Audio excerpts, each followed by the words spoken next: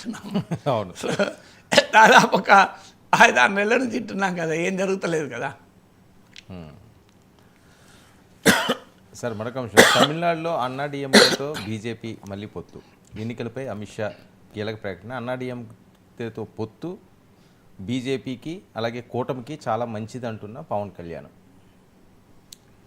అంటే దానికి రీజన్ ఏంటి అంటే, మొదలు బీజేపీ 2019 లోక్సభ ఎలక్షన్లో 2 పార్టీలు కలిసే పోటీ చేశాయి. 2021 అసెంబ్లీ ఎన్నికల్లో కలిసే పోటీ చేశాయి. 2024 లోక్సభ ఎన్నికలకు ముందు సెప్టెంబర్ 2023లో విడిపోయాయి. సో బీజేపీ యొక్క ఎత్తుగడగా ఏం చేసిందంటే, ఆ రోజున్న రాజకీయ పరిస్థితుల్లో డిఎంకేకి అనుకూలంగా ఉంది, ఏడీఎంకేతో కలిసి ఉన్న పెద్ద ప్రభావం ఏమీ కనబడతలేదు. అందువల్ల ఒక ప్రయత్నం చేద్దాం విడిగా అని అన్నామలైని ముందు పెట్టి ఒక పెద్ద ప్రయత్నం చేశారు.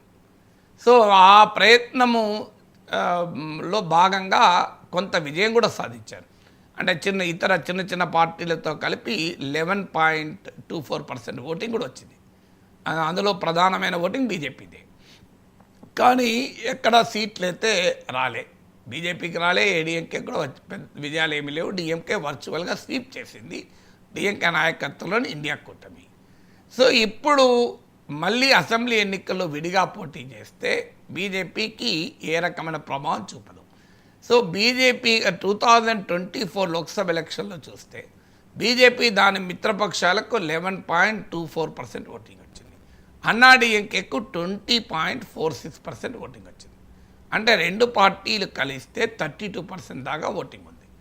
ఈ 2 పార్టీలు కలిసి పోటీ చేస్తే అరిథమెటిక్తో పాటు కెమిస్ట్రీ కూడా వస్తుంది. అంటే 20 + 11 32 అయినప్పుడు ఆ 32% ఉండాలని ఏం లేదు, అది 10% తగ్గచ్చు, 40% పెరగచ్చు. మీకు టీడీపీ జనసేన కలిసినాక పెరిగింది మనం చూసాం కదా. సో టీడీపీ జనసేన కలవడంతోనే అసలు రాజకీయ వాతావరణమే ఆంధ్రప్రదేశ్లో మారిపోయింది కదా. సో అందువల్ల తమిళనాడులో కూడా సో ఈ 2 పార్టీలు కలిస్తే డిఎంకే పట్లున్న వ్యతిరేకత రీత్యా ఈ 32% కూడా మరింతగా గెలవనైజ్ అయి మరింత ప్రభావాన్ని చూపుతుంది అనేది వారి నమ్మకం. ఈవెన్ 32% ఓటింగ్ నిలబెట్టుకున్న కనీసం ఒక 12 సీట్లు, ఎందుకంటే 32% రాష్ట్ర వ్యాప్త ఓటింగ్ కదా, 12 సీట్లలో తమకు గెలిచే అవకాశం ఉండేది లోక్సభ ఎలక్షన్స్లో, దాన్ని పోగొట్టుకున్నామన్నది ఆలోచన. అందువల్ల బీజేపీ ఏడీఎంకేతో కలవడం అంటే దక్షిణాదిన సొంతగా పార్టీ పెరగటానికి అన్ని రాష్ట్రాల్లో అనుకూల పరిస్థితులు లేవు కనుక మిత్రపక్షాలను కలుపుకోక తప్పదు అనే నిర్ణయం బీజేపీకి అర్థమైంది. అందుకే కర్ణాటకలో జేడీఎస్, ఆంధ్రప్రదేశ్లో టీడీపీ, ఇలా రకరకాలప్పుడు తమిళనాడులో మీకు ఏడీఎంకేతో మళ్ళీ పొత్తు పెట్టుకుంటున్నారు. ఇది ఫస్ట్ ఫ్యాక్టర్. ఇక ఏడీఎంకే వైపు నుంచి చూస్తే డిఎంకే పట్ల వ్యతిరేకత ఉన్నా వ్యతిరేకత ఏడీఎంకేను గెలిపించే స్థితిలో లేదు. అందువల్ల ఒక రాజకీయ వాతావరణం రావాలి అంటే మీకు బీజేపీతో కలిస్తే ఆ రాజకీయ వాస్తవంగా బీజేపీ కన్నా ముందు టీవీకి విజయ్తో కలవాలని ఏడీఎంకే చూసింది, విజయ్తో సంప్రదింపులు కూడా జరిపింది. సో విజయ్ నుంచి సానుకూల స్పందన రాలే, ఎందుకంటే విజయ్ ముఖ్యమంత్రి కాదలుచుకున్నాడు.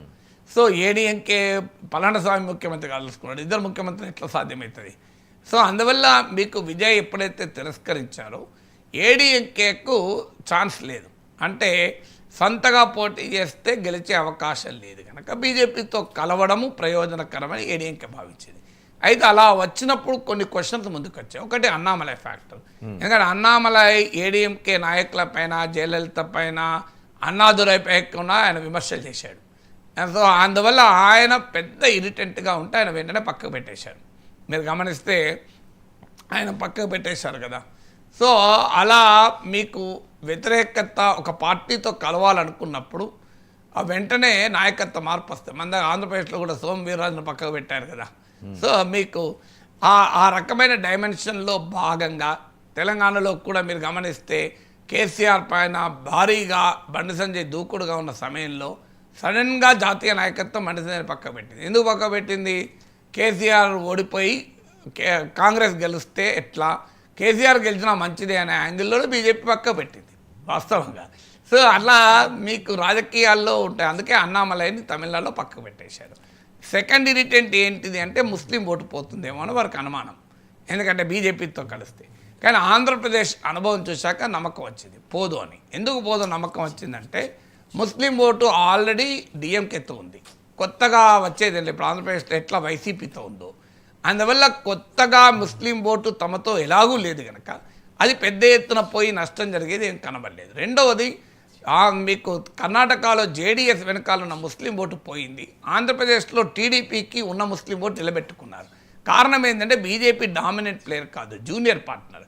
తమిళనాడులో కూడా బీజేపీ జూనియర్ పార్ట్నర్ కనుక ప్రాబ్లం రాదని. మూడవది ఒక లార్జర్ పొలిటికల్ నరేటివ్ వచ్చినప్పుడు ఈ చిన్న చిన్న అంశాలు పక్కకు పోతాయి. ఇప్పుడు ఆంధ్రప్రదేశ్లో జగన్మోహన్ రెడ్డిని ఓడించాలి అనే ప్రజల కసితో ఉన్నప్పుడు ఈ చిన్న చిన్న డైమెన్షన్స్ అన్ని ముస్లిం ఫ్యాక్టర్ అని పక్కకు పోయాయి, క్రిస్టియన్ ఫ్యాక్టర్ అని.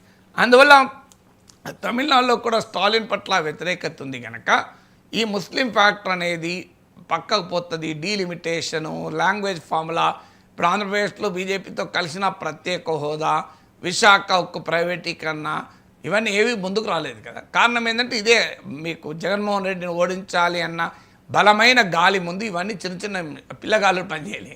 తమిళనాడులో కూడా ఇవి పనిచేయమనే నమ్మకం ఏడీఎంకే కలిగింది కనుక వాళ్ళు బీజేపీతో కలవటానికి సిద్ధపడ్డారు. ఒక రకంగా విన్ విన్ పార్ట్నర్షిప్ అన్నారు. ముఖ్యంగా ఆంధ్రప్రదేశ్ మోడలు వారికి స్ఫూర్తిదాయకంగా ఉంది తమిళనాడు రాజకీయాలకు. సార్ ఇందులో పవన్ కళ్యాణ్ పాత్ర ఏమైనా ఉంటుందా? ఎందుకంటే బార్డర్ ప్రాంతాల్లో జనసేన కూడా ఏముంటుంది బాధ, తెలుగుదేశానికి లేదు జనసేనకు ఉంటుందా? అదంతా మన మీడియా సృష్టి తప్ప తెలుగుదేశానికే లేదు బార్డర్ ప్రాంతాల్లో కదా. తెలుగుదేశం కన్నా జనసేన బలమైన పార్టీ కాదు కదా. అవును సార్. మరొక అంశానికి వస్తే